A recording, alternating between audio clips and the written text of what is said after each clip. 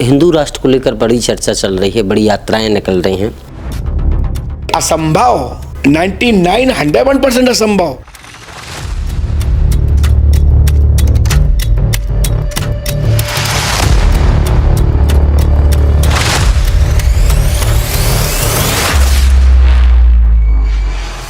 यात्रा से काम चलने वाला नहीं है, चौपालों पे बैठने से काम चलने वाला नहीं है, अनशन पे बैठने से काम चलने वाला नहीं है। तो संबंधित कार्यालय में जाकर गुहार लगाइए, संबंधित विषय पर पत्राचार करिए, तभी होगा, ऐसे नहीं होगा। यदि वोट लेकर के किसी पार्टी के लिए काम करना है, या विधायक सांसद मंत्री बनना है, या न्यू पार्टी का निर्माण करना है, कोई संगठन बना करके बवाल मचाना है, क्रांति लाना चाहते हैं, अशांति लाना, जो भी लाना चाहते हो तो करते रहिए, मुझे इससे कोई लेना देना नहीं है, ना मैं इसका समर्थन करता हूँ। मैं संविधान और शास्त्र पुराणों को मानने वाला व्यक्ति हूँ। सनातन की रक्षा करने के लिए संविधान का सहारा लेना पड़ेगा। ऐसे जगह जगह घूमने फिरने से आक्रमणता बढ़ेगी, वातावरण वाद विवाद का होगा, जगह जगह लोग, गरीब लोग मारे जाएंगे। महाराज जी, आजकल हिंदू राष्ट्र को लेकर बड़ी चर्चा चल रही है, बड़ी यात्राएं निकल रही हैं हिंदू राष्ट्र का संकल्प लेकर। आपका क्या मानना है हिंदू राष्ट्र को लेकर, भारत को लेकर? मैं आपके माध्यम से इतना ही कहना चाहता हूँ कि हमारा भारत पहले से ही हिंदू राष्ट्र है। तथाकथित लोग अपनी राजनीतिक रोटी पकाने के लिए हिंदू सनातन की ओट लेकर मात्र अपने आप को चेहरा चमकाना चाहते हैं। भविष्य में राजनीतिक महत्वाकांक्षाएं रखते हुए, जिनके मन में बड़ा राजनीतिक पद की कामना, राष्ट्र के ओट लेकर, जैसे अन्ना हजारे, केजरीवाल, ये पूरी स्थिति यही है कि हमारे पास समूह है, विधायक मेरे पास आए, मंत्री मेरे पास आए, सीएम मेरे पास आए, पीएम मेरे पास आए। मैं इतना कहना चाहता हूँ, भारत भूमि हिंदू राष्ट्र था, है, और भारत भूमि ऋषि प्रधान देश है, किसी के बाप का देश नहीं है। भारत भूमि ऋषि प्रधान देश है, भगवान राम की भूमि है, कृष्ण की भूमि है। यहाँ ये धर्मनिरपेक्ष राज्य है। ये भारत, भगवान राम ही तो हैं। वसुदेव कुटुंबकम का अर्थ जानते हो? भगवान विष्णु संसार के पालक है। संसार का पालक कैसे कह देगा तुम जाओ बाहर, तुम निकल जाओ, तुम आ जाओ? ये गलत है। ये सब नीचे के लोग जितने भी हैं, हवा हवाई करने वाले, भीड़ जोड़ने वाले, ये सब बहरूपियों का काम कर रहे हैं। हाँ, मैं इतना जरूर कहना चाहता हूँ, भारतीय संस्कृति के लिए खड़े रहना चाहिए, सनातन के लिए खड़े रहना चाहिए, और साधु संतों की सेवा में खड़े होना चाहिए, गरीबों की सहायता करना चाहिए, अबलाओं की, नारियों की रक्षा करना चाहिए, गौ की रक्षा करना चाहिए। प्रदेश, जिला, तहसील, ग्राम और केंद्र क्रांति जरूर रखना चाहिए, जिससे कि जो बाहरी आक्रमण तक हैं उनको, उनके प्लान असफल होते रहें और हमारा भारत विश्व गुरु बना रहे। महाराज जी, अभी हमने दामोदर यादव जी से बात की, आज़ाद समाज पार्टी के नेता हैं, दतिया के रहने वाले हैं और एक अपना संगठन भी चलाते हैं। उनका कहना है जो ये यात्राएं निकल रही हैं वो संविधान विरोधी हैं। जो आपने कहा कि धर्मनिरपेक्ष की बात आपने कही, अभी बहुत सारे लोग ये कह रहे हैं, एक पक्ष के लोग, कि सनातन खतरे में है। इसको क्या वाकई में सनातन खतरे में है इस दौर में? अभी देखिए, 21वीं सदी है।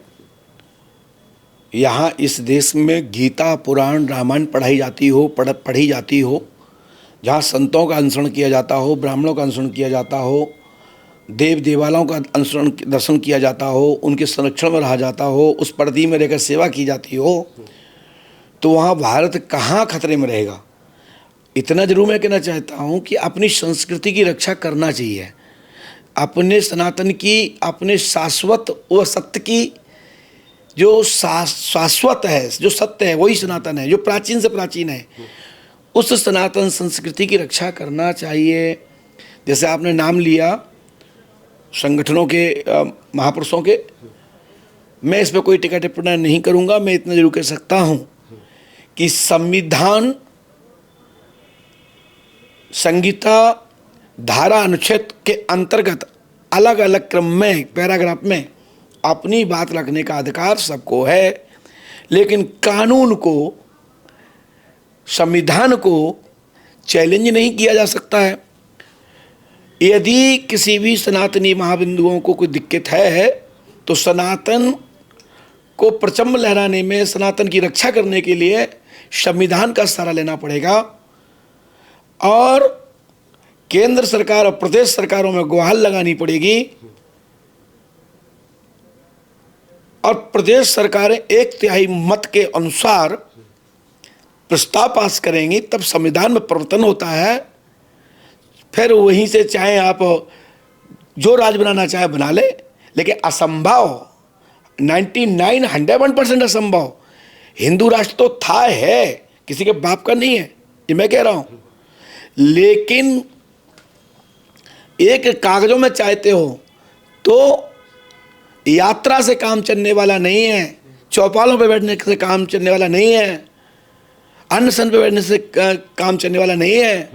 यदि वास्तविकता में आप चाहते हैं कि सर्वधर्म संभव राम राज्य की स्थापना हो, एक कानून, एक नियम, एक सहायता, एक सहयोग, सबको न्यायदर्शिताकार हो, तो उसके लिए भगवान से प्रार्थना करके, ओरछा सरकार से प्रार्थना करके, रामराजा सरकार से, पीताम्बर रमाई से प्रार्थना करके, पंडोकर सरकार से प्रार्थना करके, बांके बिहारी अयोध्यानाथ से प्रार्थना करके, आप संबंधित कार्यालय में, विभाग में जाकर के उसके राष्ट्र के राष्ट्रपति माननीय प्रधानमंत्री जी के सामने जाकर के धरना रखे। वहाँ समस्त दल के लोग प्रतिनिधित्व रहेंगे, उसकी अटेंडेंस मीटिंग बुलाई जा सकती है और उसमें निर्णय हो सकता है। ऐसे जगह जगह घूमने फिरने से आक्रामकता बढ़ेगी और समाज में वातावरण वाद विवाद का होगा, जगह जगह लोग, गरीब लोग मारे जाएंगे। ये मेरी बात है। आपका कहना है यदि हिंदू राष्ट्र बनाना है तो एक उस विषय के विशेषज्ञ के पास जाना पड़ेगा, संसद जाना पड़ेगा, प्रधानमंत्री, राष्ट्रपति के पास जाना पड़ेगा। बिल्कुल सही है, वो जाना ही पड़ेगा। हाँ भाई, पंडोकर सरकार आओ तो पंडोकर सरकार 2 चीज़ें मिल सकती हैं। भाई आपके भविष्य में कहाँ रुकावट है, ये ले जाओ। आपको क्या चाहते हो, भगवान की कृपा, जाओ हनुमान दर्शन करो। भगवान के दर्शन करने के बाद यदि किसी को भी कुछ करना है तो संबंधित कार्यालय में जाकर गुहार लगाइए, संबंधित विषय पर पत्राचार करिए, तभी होगा, ऐसे नहीं होगा। यदि वोट लेकर के किसी पार्टी के लिए काम करना है या विधायक, सांसद, मंत्री बनना है या न्यू पार्टी का निर्माण करना है, कोई संगठन बना करके बवाल मचाना है, क्रांति लाना चाहते हैं, अशांति लाना, जो भी लाना चाहते हो तो करते रहिए, मुझे इससे कोई लेना देना नहीं है, ना मैं इसे समर्थन करता हूँ। मैं संविधान और शास्त्र पुराणों को मानने वाला व्यक्ति हूँ। मैं पढ़ा लिखा हूँ, बुद्धिजीवी महापुरुषों समाज में रह करके महापुरुषों का आश्रय प्राप्त किया है। हिंदुस्तान में यानी भारत देश में लोग आज भी 85% 21वीं सदी में भेड़ चाल लोग चलते हैं। तो उस भेड़ चाल से मैं उस भेड़ चाल के समूह का सदस्य नहीं हूँ और ना ही मैं उस पार्ट का कोई सदस्य हूँ। मैं इतना जानता हूँ, संविधान को देखते हुए, कानून को देखते हुए अपनी बात रखने के लिए भारतीय जो संविधान है, उस संविधान के अनुच्छेद जो बिंदु हैं, उन धारा में रह करके अपनी बात का, मांग का और अपनी बात रखने का अधिकार होता है। सो मैं अपनी बात रख सकता हूँ जब भी जरूरत होगी।